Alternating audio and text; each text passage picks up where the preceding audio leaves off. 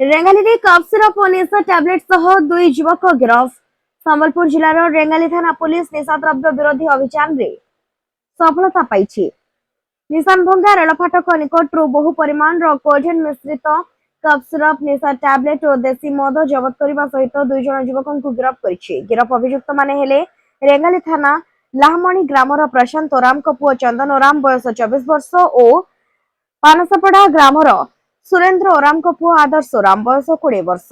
Police ସୂଚନା ଅନୁଯାୟୀ ଶନିବାର ପୂର୍ବାହ୍ନରେ ରେଙ୍ଗାଲି ଥାନା ପୁଲିସ ପେଟ୍ରୋଲିଂ କରୁଥିବା ବେଳେ ନିଶାନଭଙ୍ଗା ରେଳ ଫାଟକ ନିକଟରେ ଦୁଇ ଜଣ ସନ୍ଦିଗ୍ଧ ବ୍ୟକ୍ତି ଏକ ପ୍ଲାଷ୍ଟିକ ବ୍ୟାଗ ଧରି ଠିଆ ହୋଇଥିବା ନେଇ ବିଶ୍ୱସ୍ତ ସୂଚନା ପାଇଥିଲେ।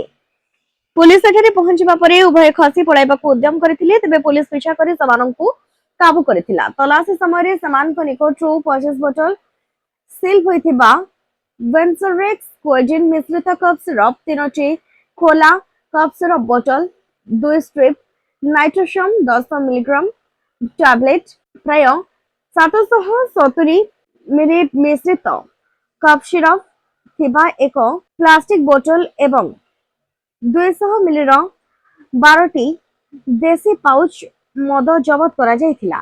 ଏହି ଘଟଣାରେ ରେଙ୍ଗାଲି ଥାନାରେ ଭାରତୀୟ ନ୍ୟାୟ ସଂହିତା BNS ର ସମ୍ପୃକ୍ତ ଧାରା ଓ ଓଡ଼ିଶା ଏକ୍ସାଇଜ ଆକ୍ଟ 2008 ଅନୁଯାୟୀ ମାମଲା ରୁଜୁ କରାଯାଇଛି। ପ୍ରାଥମିକ ତଦନ୍ତରେ ଅଭିଯୋଗର ସତ୍ୟତା ମିଳିବା ପରେ ଉଭୟ ଅଭିଯୁକ୍ତଙ୍କୁ ଗିରଫ କରି ଶନିବାର ଅପରାହ୍ନରେ ଅଦାଲତକୁ ଚାଲାଣ କରାଯାଇଛି।